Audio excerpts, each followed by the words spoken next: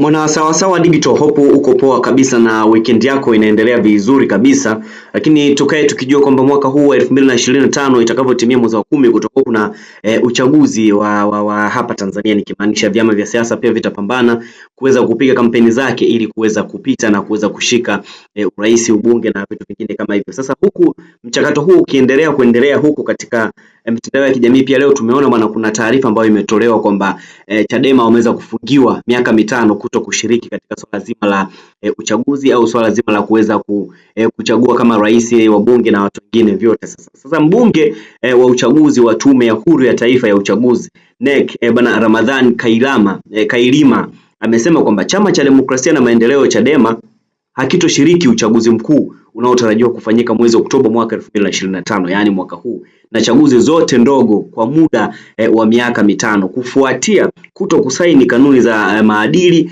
ya uchaguzi. Bana, ilitakiwa waweze kusaini, lakini wao peke yao ndo hawajaweza kusaini. Sasa inasababisha kwamba wao waweze kufungiwa miaka 5 kuto kushiriki. Sasa Kailima amesema hayo mara baada ya zoezi la kusaini kanuni za maadili ya uchaguzi leo Aprili 12 mwaka 2025 katika ofisi za tume hiyo Njedengwa jijini Dodoma, ambapo vyama vya siasa 18 ndivyo vimesaini isipokuwa Chadema. Sasa Chadema peke yake ndo haijaweza kusaini, and vyama vingine ni 18 ambavyo vimeweza kusaini kanuni na taratibu hizo ambazo kila mmoja alistahili kuweza kusaini. Sasa chama cha Chadema ambacho hakikusaini kanuni za maadili ya uchaguzi wa rais, wa bunge na madiwani wa mwaka 2025 hakitashiriki uchaguzi mkuu utakaofanyika Oktoba mwaka huu na chaguzi zote ndogo zitakazofuata kwa muda wa miaka 5. Ramadhani Kailima, kwamba mkurugenzi wa Tume Huru ya Uchaguzi INEC. Sasa bana, Chadema pia imeweza kutolewa